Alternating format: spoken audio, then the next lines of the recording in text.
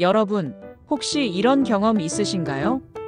마트에서 장을 보고 계산대에 서면 분명 예전과 똑같이 장바구니에 담았는데 계산 금액이 예상을 뛰어넘는 경우요. 내가 뭘 더 샀나 싶어서 영수증을 들여다봐도 사실은 특별히 더 산 게 없습니다. 그저 똑같은 품목을 똑같이 샀을 뿐인데 가격표가 어느새 조금씩, 그러나 꾸준히 올라 있었던 거죠. 이럴 때 어떤 생각이 드시나요? 내가 괜히 장을 본 걸까? 앞으로는 조금 덜 사야겠다.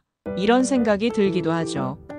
하지만 결국 문제는 우리 개인이 아니라 전반적으로 오른 물가에 있습니다. 물가는 계속 오르는데 우리의 소득, 즉 월급이나 시급이 그대로라면 생활은 점점 팍팍해집니다. 그 결과 나오는 말이 있습니다. 내가 벌어서는 살기가 너무 힘들다. 아마 이 말에 고개를 끄덕이실 분들이 많으실 겁니다.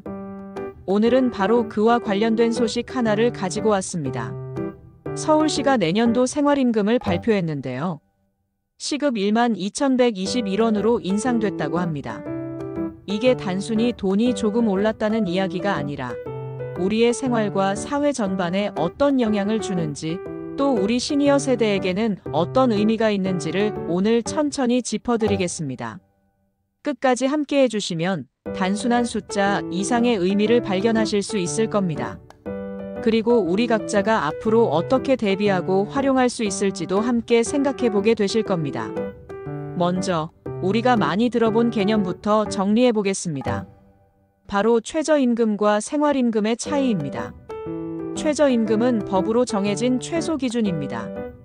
이 이하로는 줄 수 없다는 기준이죠.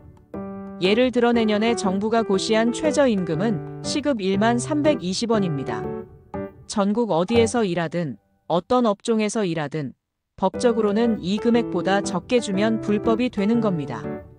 그러니 최저임금은 말 그대로 최소한의 안전망이라고 볼 수 있습니다. 그런데 문제는 이 최저임금만으로 과연 사람다운 생활을 할 수 있느냐는 겁니다. 집세를 내고 전기세 가스비를 내고 밥을 먹고 아이들 교육비까지 감당하려면 단순히 생존이 아니라 조금은 여유 있는 삶을 보장할 수 있는 기준이 필요하다는 목소리가 생겨났습니다. 그래서 등장한 게 생활임금입니다. 생활임금은 그 지역의 실제 생활비를 고려해서 산정합니다. 예를 들어 서울이라면 다른 지역보다 집세가 비싸고 교통비도 많이 드니 서울에서 인간다운 생활을 유지하려면 더 높은 임금이 필요하다는 거죠. 그래서 지자체가 자체적으로 위원회를 구성해서 물가, 가계 지출, 재정, 여건 등을 종합적으로 고려해 매년 생활임금을 결정합니다. 쉽게 정리하면 최저임금은 최소한의 생존선이고 생활임금은 조금은 숨통이 트이는 기준선이라고 이해하시면 됩니다. 그럼 구체적으로 내년에 서울시 생활임금은 어떻게 변할까요? 서울시는 2025년 생활임금을 시급 11,779원으로 운영했는데요. 내년에는 이보다 342원 인상된 12,121원으로 결정했습니다. 인상률은 2.9%입니다. 이 수치를 월급으로 환산해보면 어떨까요? 주 40시간, 월 209시간 근무 기준으로 계산하면 약 253만 3천원 정도가 됩니다. 여기서 중요한 비교 하나가 있습니다. 앞서 말씀드린 정부 최저임금, 즉 1320원과의 차이입니다. 서울 생활임금은 이보다 1,801원이나 더 높습니다.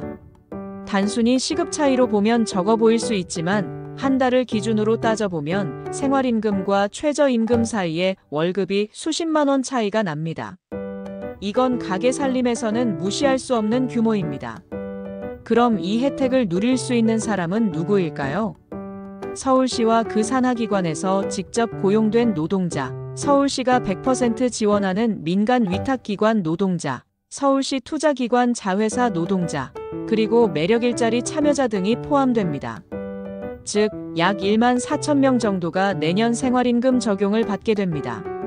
정리하자면 서울에 거주하는 모든 노동자가 대상은 아닙니다. 주로 공공부문에 국한된 제도이지만 그래도 꽤 의미 있는 규모라고 할 수 있습니다. 그렇다면 생활임금 인상이 가져오는 긍정적인 효과는 무엇일까요? 첫째, 노동자의 소득 증가입니다. 예를 들어 지금까지 시급 1만 1,779원을 받던 분은 내년부터 1만 2,121원을 받습니다. 큰돈처럼 느껴지지 않을 수 있지만 한 달 전체로 따지면 약 7만 원 이상이 늘어납니다.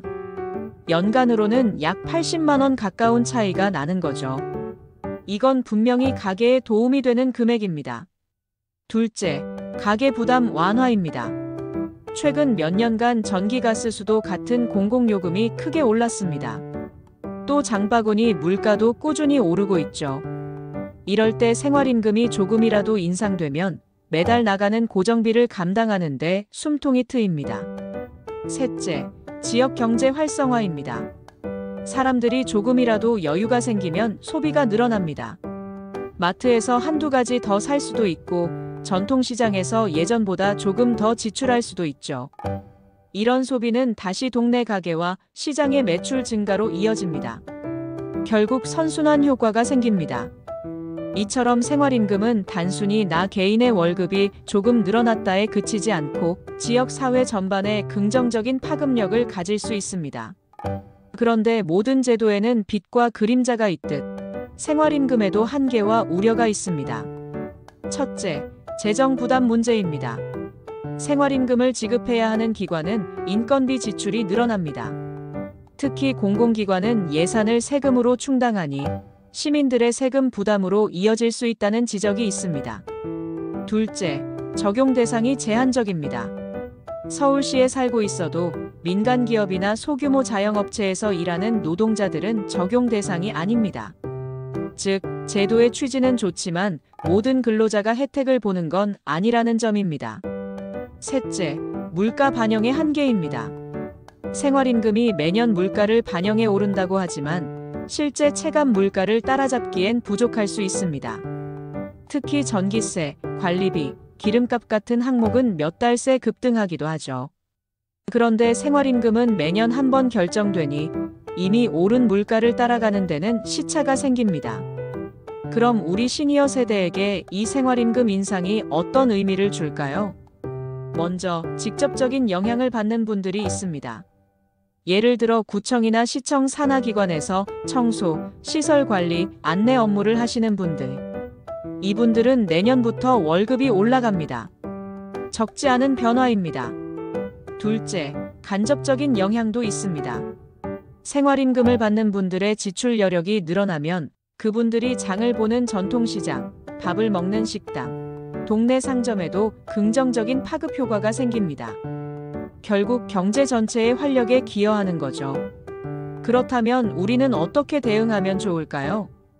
첫째, 지출 점검입니다. 수입이 늘어나든 줄어들든 생활비 구조를 점검하는 건 늘 필요합니다. 특히 전기가스통신비처럼 자동으로 빠져나가는 고정비는 한 번 점검하면 큰 절약 효과를 볼 수 있습니다. 둘째, 공공지원제도 활용입니다.